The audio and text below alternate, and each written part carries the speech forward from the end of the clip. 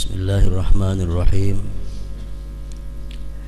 Alhamdulillah alladzi hadana li hadza wa ma kunna linahtadiya laula an hadanallah. Asyhadu an la ilaha illallah wahdahu la syarika lah wa asyhadu anna sayyidana Muhammadan abduhu wa rasuluh. Allahumma salli wa sallim wa barik ala sayyidina Muhammad wa ala alihi wa sahbihi wa mawalah, amma ba'd. Kita hormati dan kita cintai para habaib dan para syaraib. Kita hormati dan kita cintai para alim ulama, guru-guru agama, para muhibbin, hadirin dan hadirat rahimakumullah. Pertama-tama kita panjatkan puji syukur kehadirat Allah Subhanahu wa ta'ala atas anugerah yang selalu terlimpah kepada kita semua, dan juga selawat dan salam kita haturkan keharibaan junjungan kita Nabi besar Muhammad sallallahu alaihi wasallam, dan kepada seluruh keluarga, para sahabat, zurriyat dan pengikut beliau ila yaumil qiyamah. Para muhibbin rahimakumullah, sebelum kita mulai menyambung pembahasan minggu yang telah lalu, maka dalam kesempatan ini saya sampaikan terlebih dahulu berita duka, yaitu telah berpulang ke rahmatullah guru kita yang mulia Al-Fadil Al-Habib Zain bin Ahmad bin Mustafa bin Zainal Abidin Al-Idrus pada subuh hari Sabtu tanggal 5 Safar 1428 Hijriah. Kita selalu mendoakan beliau agar ditinggikan Allah derajatnya, dan kepada yang ditinggalkan diberikan kekuatan dan ketabahan. Amin amin ya rabbal alamin. Para muhibbin rahimakumullah, al-ayatul khamisah min suratil Fatihah, iyyaka na'budu wa iyyaka nasta'in.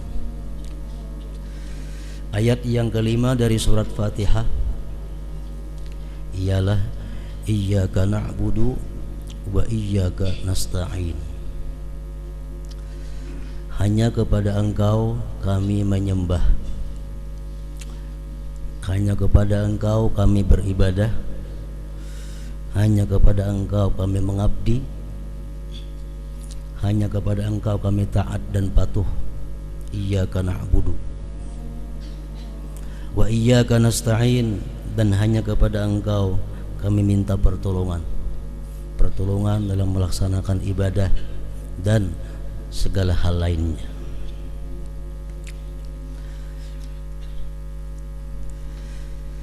Iyyaka na'budu, hanya kepada Engkau kami beribadah, mengabdi.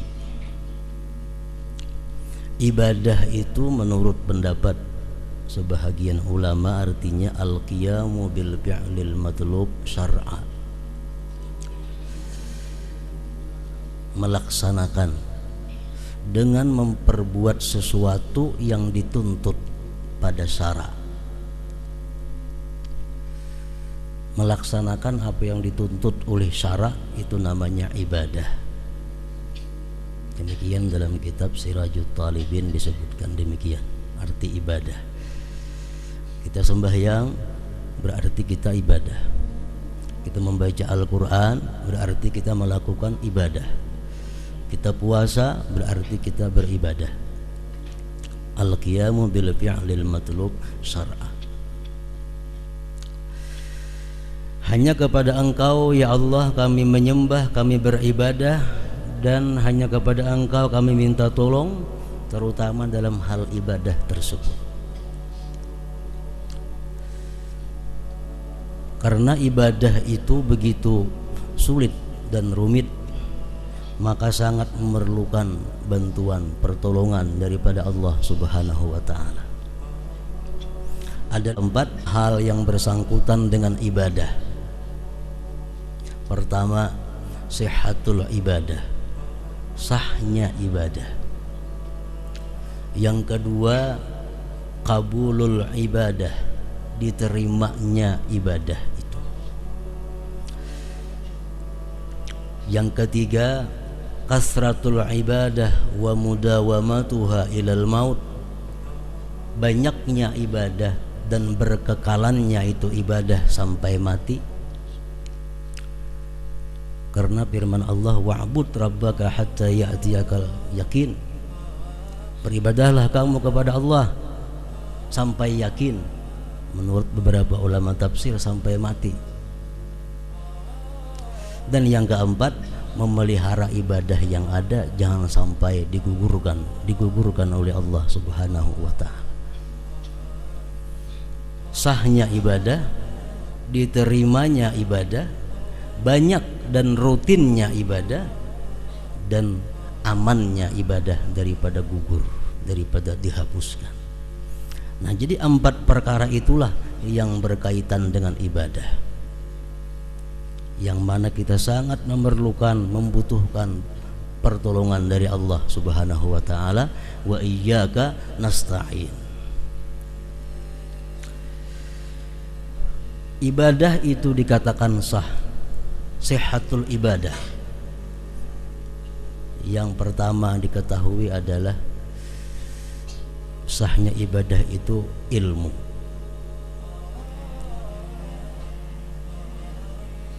Kalau kita kada punya ilmu, ibadah kita kada sah, walaupun ibadah kita pas dengan yang sah.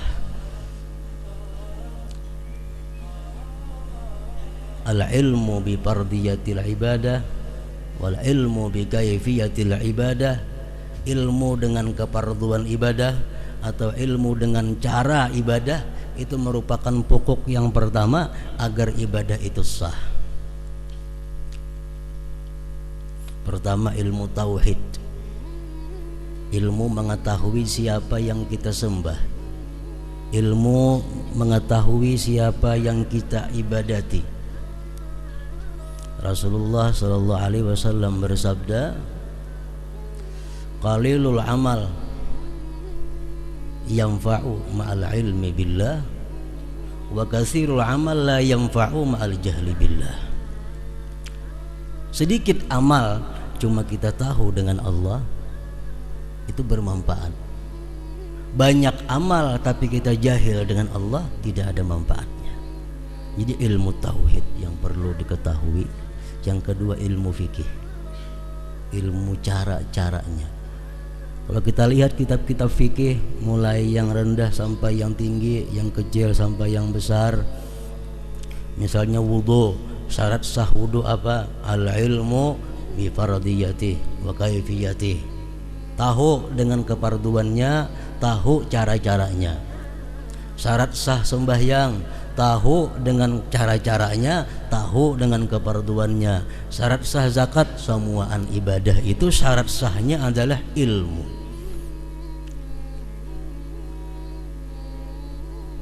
Jadi kalau kita hendak beribadah kepada Allah, kita menuntut ilmu. Apa hukumnya kita menuntut ilmu? Tergantung ibadah yang akan kita lakukan. Kalau ibadah yang kita lakukan sunat, sunat menuntut ilmunya.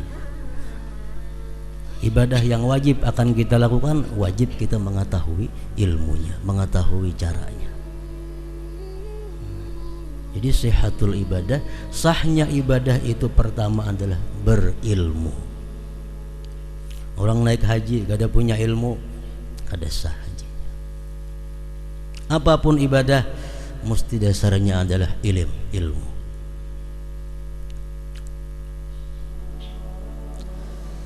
Pengarang Zubat mengatakan, fakullu man bighairi ilmin ya'malu a'maluhu mardudatun la tuqbalu. Ujar syarahnya menjelaskan la tasihhu. Tiap-tiap orang yang beramal tanpa ilmu, amalnya ditolak dan tidak diterima. Maksudnya la tasihhu, tidak sah. Lihat dalam syarah Zubat Mawahibus Samad dan seumpamanya. Jadi ilmu dasar ibadah pertama. Yang kedua yang berkaitan dengan ibadah itu adalah qabulul ibadah, diterimanya ibadah. Karena setiap ibadah yang sah belum tentu diterima oleh Allah Subhanahu wa ta'ala. Makanya ibadah ini sesuatu yang rumit, sesuatu yang sulit, sangat perlu kepada isti'anah, i'anah daripada Allah, perlu pertolongan Allah. Makanya iyyaka na'budu wa iyyaka nasta'in. Kabulnya ibadah, diterima ibadah. Kayak apa caranya supaya ibadah kita itu diterima oleh Allah? Itu perlu kita ketahui juga, pelajari juga kayak apa ibadah kita ini supaya diterima oleh Allah, supaya bisa menjadi bekal kita di akhirat nanti. Al-Ghazali mengatakan di dalam kitab Ihya Ulumuddin adalah at-taubah, tobat. Tobat kepada Allah Subhanahu wa taala. Kenapa sebabnya ibadah itu diterima kalau kita bertobat sebelumnya?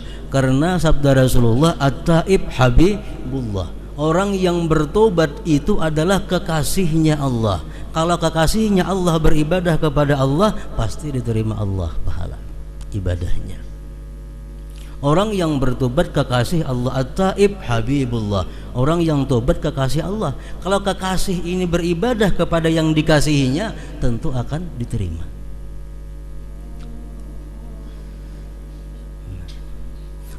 Mafhum daripada itu sabda Rasulullah, al-musir baghidullah. Orang yang mengekali perbuatan dosa, orang yang selalu tidak tobat daripada dosanya adalah murka Allah, dimusuhi Allah, dimarahi Allah. Kalau orang yang beribadah ini dimarahi Allah, sulit ibadahnya diterima.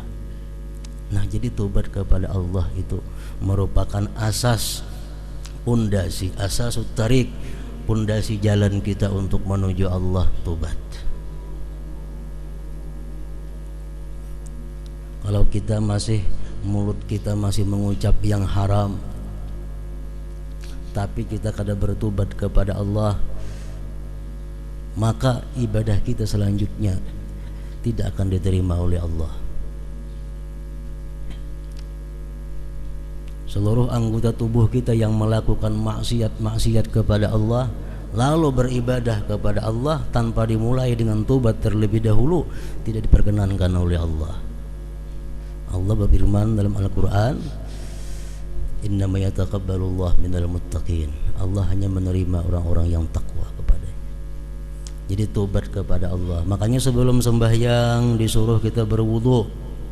Wudu itu artinya apa? Bukan hanya mensucikan zahir daripada hadas, tapi dikehendaki dengan wudu itu adalah sucinya diri kita daripada dosa-dosa kepada Allah dan kepada makhluknya.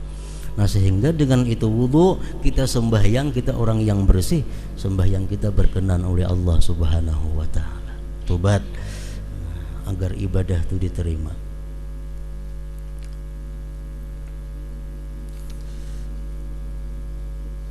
Selama kita masih suka menggibah orang, kita kada tobat, ibadah kita terhenti di langit pertama. Demikian bunyi hadis terjemahnya daripada riwayat Muaz bin Jabal. Kita ghibah, kita kada tobat daripada ghibah, kemudian kita beribadah kepada Allah, terhenti di langit pertama, ditolak oleh penjaga langit amal ibadah orang yang ghibah. Nah, jadi tobat dahulu kepada Allah Subhanahu wa taala, hanya melakukan ibadah. Yang ketiga, kasratul ibadah wa mudawamatuha ilal maut. Ibadah itu diperlukan banyak. Dengan banyak ibadah kita bisa menjadi kekasihnya Allah. Memperbanyak ibadah dan mengekalkan ibadah itu ilal maut, sampai mati. Nah, ini yang jadi permasalahan kita adalah memperbanyak ibadah dan merutinkan ibadah itu sampai ilal maut. Kayak apa caranya supaya kita kawa beribadah itu banyak, beribadah itu bisa rutin, misal tiap malam dibaca. Ada uzur diqadha di waktu lain. Membaca Quran rutin. Nah, itu artinya selalu itu yang paling disukai oleh Allah Subhanahu wa taala. Ahabbul a'mal ilallah adwamuha wa in qalla. Allah sangat suka ibadah yang kekal walaupun sedikit, tapi rutin. Nah, jadi alangkah bagusnya kalau banyak dan rutin. Kayak apa caranya supaya kita kau banyak beribadah dan rutin itu? Para ulama ahli suluk memberikan jalan. Pertama, at-tajarrud anid dunya, menyisihkan diri daripada dunia. Menyisihkan diri daripada dunia. Selama kita masih sibuk mengurusi dunia, selama masih sibuk kita mengurusi perdagangan, sibuk mengurusi pertanian, sibuk mengurusi peternakan macam-macam, kita kadang akan bisa banyak beribadah dan kadang bisa rutin. Baca Yasin, Tabarak, Mbah Maghrib itu rutin. Tapi kalau orang pedagang awalnya rutin, karena seminggu 2 kali belabuh ke Banjar, datang pukul 10 ke rumah, pagat Mbah Maghrib itu. Pagat. Orang jadi pejabat awalnya rutin, kada kawa. Kenapa? Karena ada rapat, cuma rapat itu ini. Awalnya rutin membaca amalan, kada kawa. Kalau hendak amalan itu banyak dan rutin, pertama tajarrud anid dunia, menyisihkan diri daripada dunia. Maksudnya dunia yang membuat kita lupa, lalai kepada Allah Subhanahu wa taala. Jadi dunia ini bukan hanya mengganggu ibadah kita, bahkan dunia ini bisa justru membuat kita kepada hal-hal yang dimurkai Allah Subhanahu wa taala. Ada sedikit di antara kita orang yang kada sembahyang karena sibuk dengan usahanya atau dengan urusannya. Ada sedikit orang yang meninggalkan sembahyang berjamaah karena sibuk urusan dagangan dan urusan lain-lainnya. Semua itu dunia yang menghambat banyaknya ibadah dan rutinnya ibadah itu.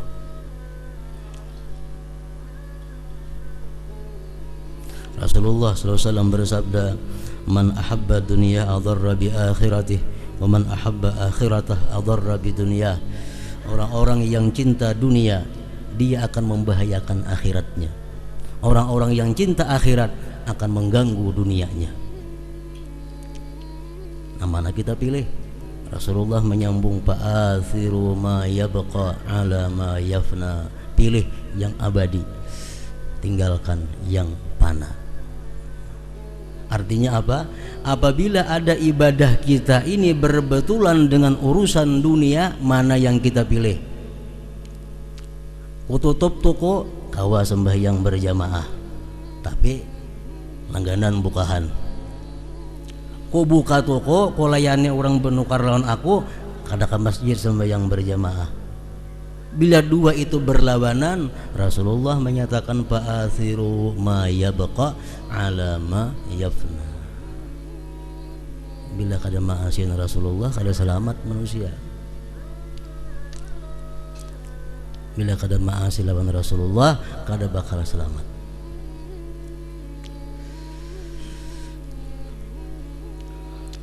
Rasul menyatakan lagi dalam satu hadis, la ta'tiyannakum ba'di dunya ta'kulu imanakum kama ta'kulun narul hatab. Selagi akan datang nanti kepada kalian dunia yang memakan iman kamu seperti memakannya api akan kayu bakar yang kering. Artinya apa? Nanti kita akan bertemu satu masa. Rasulullah ikhbar bil mughayyabat, mengkhabarkan dengan hal-hal yang akan datang yang gaib. Akan datang satu masa, ujar Nabi, dunia itu memakan iman. Artinya apa? Kita kadang-kadang dapat duit kalau kada berdosa. Kita kadang-kadang sugih kalau kada maksiat. Kita kadang-kadang jadi pejabat kalau kada berbuat dosa. Sehingga dunia kita dapat mesti harus melalui dosa.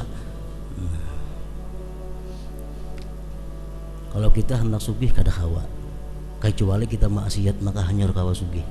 Itu ada kayaknya masanya, ujar Rasulullah sallallahu alaihi wasallam. Orang kada kawa jadi pejabat kecuali nya hakun berbuat maksiat dulu. Kalau orangnya kada wani maksiat, kada bakal jadi pejabat tinggi, paling tinggi lurah. Itu bin kayak apakah? Kaina, ujar Nabi, ada masa macam itu. Kaina bukan wahini, kira-kira ada kaina. La ta'tiyannakum ba'di. Nah, jadi hendak membanyaki ibadah, hendak rutin beribadah, sisihkanlah dunia yang mengganggu kita. Memang kada samuan dunia itu jahat, kada. Ada dunia yang mendukung ibadah kita, ada dunia yang menunjang ibadah kita. Itu yang kita ambil, itu yang kita pelihara. Tinggalkan dunia-dunia yang selama ini mengganggu ibadah.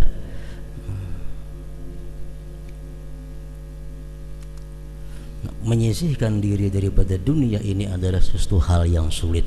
Makanya kita perlu iyyaka nasta'in, hanya kepada Engkau minta pertolongan.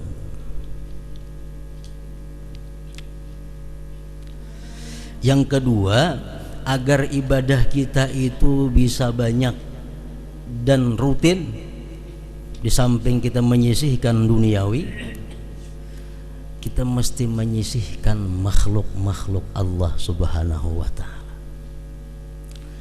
Bila orang ini banyak berisi kenalan, bila orang ini banyak berisi kawan, orang ini suka bergaul, kada kawa banyak ibadah dan kada kawa rutin.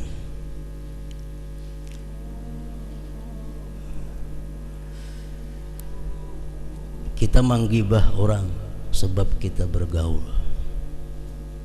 Kita ria sebab kita bergaul. Kita sombong mungkin dengan sebab kita bergaul. Bila kita banyak bergaul, banyak kenalan, hari ini ada undangan di sana, jam ini ada seruan di sini, jam kada baca lagi bacaan aur menulaki seruan. Kenapa? Kebanyakan kenalan, kebanyakan patuhan. Sehari 4-5 puting undangan nang ditulaki.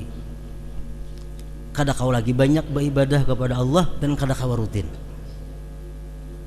Jadi manusia, makhluk-makhluk nang kada menguntungkan ibadah kita ditinggalkan. Apalagi manusia, kawan-kawan kita yang mengarahkan kita kepada maksiat, lebih lagi ditinggalkan. Imam Syafi'i berkata, kasratul imbisat tajlibu ikhwanas su wa kasratul inqibat turisul adawah fakun baina dzalik.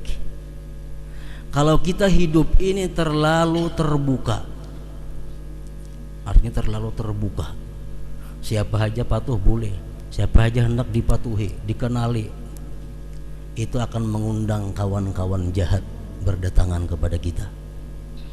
Kita buka rumah, siapa silahkan datang, boleh, bejurut nang ada baiknya datangan. Ujar Imam Syafi'i. Tapi kalau kita terlalu inqibat, terlalu tertutup, turisul adawah, itu menimbulkan permusuhan, kebencian. Kada terima tamu, tutup sama sekali. Itu bisa membawa kepada adawah.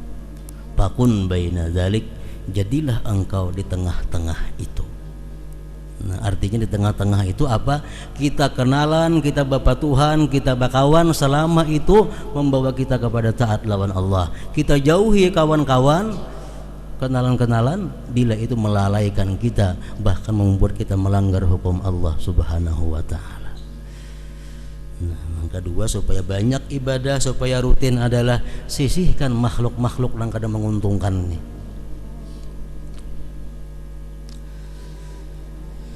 Yang ketiga, yang menyebabkan kita ini sulit beribadah banyak dan beribadah rutin, syaitan. Setiap kita ada punya syaitan, dan syaitan sudah berjanji akan selalu menggoda, mengarahkan manusia kepada jalan yang sesat. Itu Al-Quran menjelaskan demikian. Nah, kayak apa cara menghadapi syaitan? Muharabatus syaitan, memerangi syaitan. Para ulama ahli suluk mengatakan bil ilm wat taqwa, dengan ilmu dan takwa. Syaitan selalu menggoda kita. Apa godaan syaitan kepada kita yang pertama-tama? Ukfur, kafir engkau. Kafir engkau. Syaitan itunya kada menyuruh langsung pengecam kafir, kada dimintu. Cuma kita disuruh syaitan ini meniru gaya hidup putungan orang kafir. Pakaian kita kayak orang kafir, desain rumah kita kayak orang kafir, paguringan kita kayak orang kafir, semuaan kayak orang kafir. Jadi syaitan mengajak kita yang pertama adalah ukfur, kamu harus kafir. Nah, kita menjawab itu dengan ilmu. Innad dina indallahil Islam. Agama itu yang diridhai di sisi Allah hanya satu, Islam. Jadi syaitan akan mengajak aku kepada kafir, kada khawat. Aku sudah yakin agama yang benar itu adalah Islam. Innad dina indallah Islam.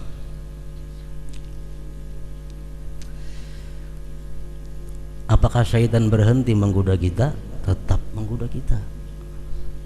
Ujar syaitan kalau ikam kada mau bakafir, la ta'mal. Ikam jangan beramal. Ikam jangan beramal. Bapak ikam beramal, bila sudah takdir ikam masuk surga, ikam masuk surga aja mati. Mulai ikam takdir ke neraka, walaupun ikam kayak beramal, atau pengen ikam suul khatimah matinya, kada usah beramal, la ta'mal. Ilmu kita menjawab itu adalah, wahai syaitan, innali rabba, aku punya Tuhan yang menciptakan aku, yang memberi rezeki selalu kepadaku, memberikan perlindungan kepadaku. Tuhan itu wajib aku sembah, Tuhan itu wajib aku ibadah kepadanya, Tuhan itu wajib aku taati. Aku ke surga mati kada jadi masalah, ke neraka kada masalah, cuma aku taat kepada Allah. Syukran ala ni'amih, karena aku syukur atas segala nikmat yang diberikannya. Itu barangkali bisikan-bisikan itu ada dari syaitan kepada kita. Beramal.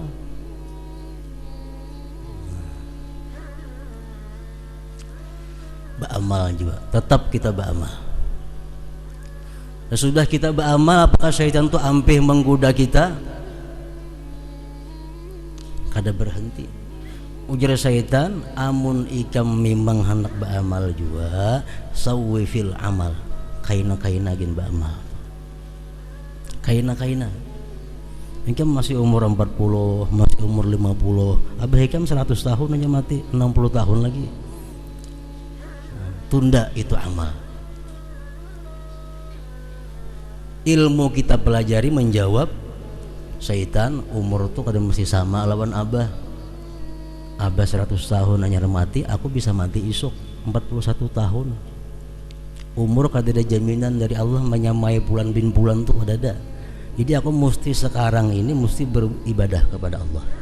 Isuk belum tentu aku sempat. Nah, itu jawaban kita kepada syaitan. Ampikah syaitan menggoda kita imbah itu? Kada ampih. Napa jadi syaitan? Ajilil amal, lakasi beramal. Lakasi beramal tampula hidup, lakasi beramal. Orang nang kada pintar lalu tau buru-buru beramal, kada betumak ninah lagi nah kayak yang mematuk baancap-ancap. Kenapa digoda oleh syaitan? Lakasi beramal. Nah, kalau kita punya ilmu, kita menjawab, syaitan, ala ajalah minka wa ta'anni minallah. Katuju baancap-ancap beramal itu ikam. Perlahan itu nang dari Allah Ta'ala. Jadi aku perlahan hanya beribadah, pada perlu baancap-ancap ibadah. Nah, jadi kita beribadah perlahan. Apalagi syaitan begitu. Nah, sekarang ikam merupakan manusia yang paling baik di dunia ini. Ikam manusia paling top sudah. Ikam wali Allah Ta'ala sudah. Syaitan mengkritiki hati kita supaya kita ini jadi orang yang sombong, supaya jadi orang yang ria. Nah, syaitan kadang akan habis-habisnya menggoda kita. Yang penting ilmu ada dan takwa untuk memerangi syaitan.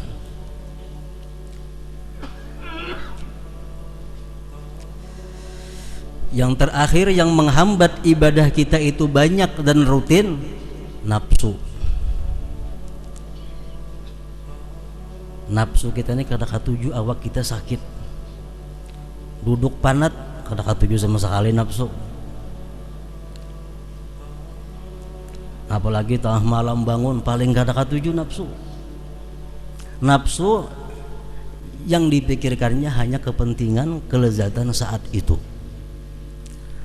Nah, mengatasi nafsu ini ujar para ulama ahli suluk adalah biriyadatin nafsi, dengan melatih diri melawan nafsu itu.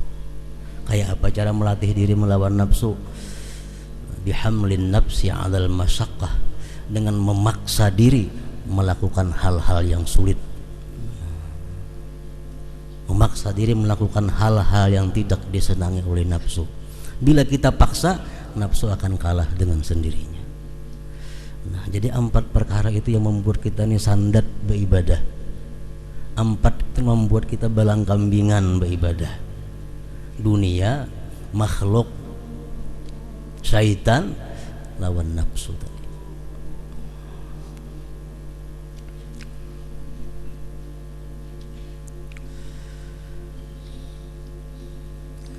Bila sudah kita kawa menyisihkan dunia yang mengganggu kita, menyisihkan makhluk yang membuat kita lalai, kita bisa memerangi syaitan, bisa menekan hawa nafsu kita, kita bisa beribadah dengan banyak dan rutin. Nah, selanjutnya lagi yang dijaga adalah ibadah yang sudah bagus tadi, jangan sampai gugur, jangan sampai terhapus, jangan sampai jatuh gara-gara perbuatan-perbuatan selanjutnya. Apa yang menyebabkan ibadah kita itu jatuh, gugur?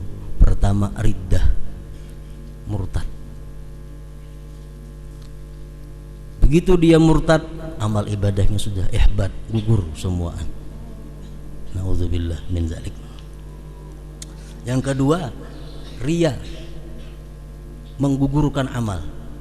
Maksud riya ini di sini adalah menggunakan ibadah untuk mendekatkan diri kepada makhluk Allah, menggunakan ibadah untuk punya tempat di hati manusia, menggunakan ibadah untuk dipuji disanjung, menggunakan ibadah supaya dihutangi orang, menggunakan ibadah supaya dikasihani orang. Itu menggugurkan amal. Yang ketiga, ujub,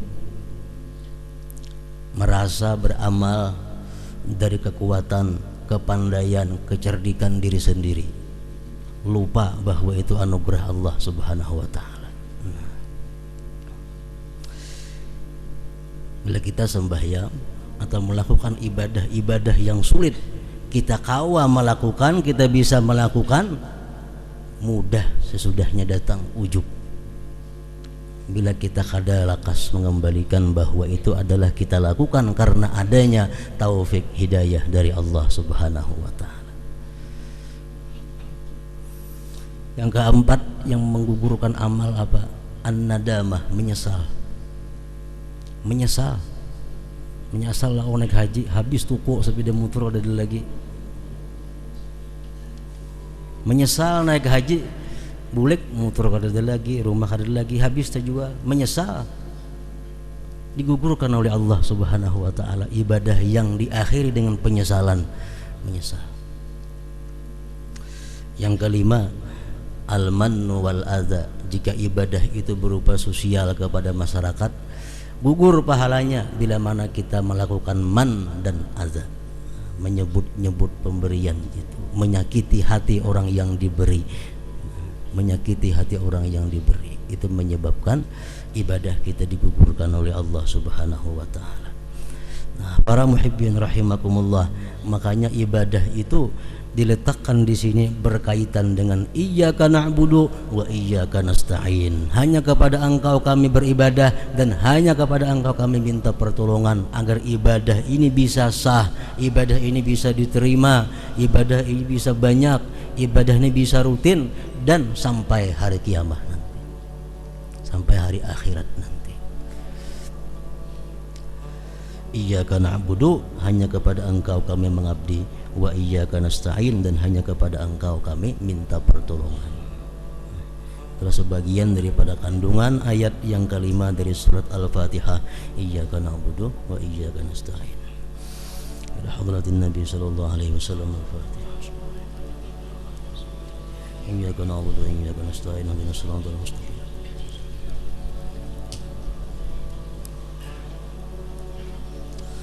أشهد أن لا إله إلا الله وحده لا شريك له أشهد أن سيدنا محمدا عبده ورسوله لا إله إلا الله أفني بها عمري لا إله إلا الله أدخل بها قبري لا إله إلا الله أخلو بها وحدي لا إله إلا الله ألقى بها ربي لا إله إلا الله قبل كل شيء لا إله إلا الله بعد كل شيء لا إله إلا الله يبقى ربنا ويفنى كل شيء لا إله إلا الله نستغفر الله لا إله إلا الله نستغفر الله لا إله إلا الله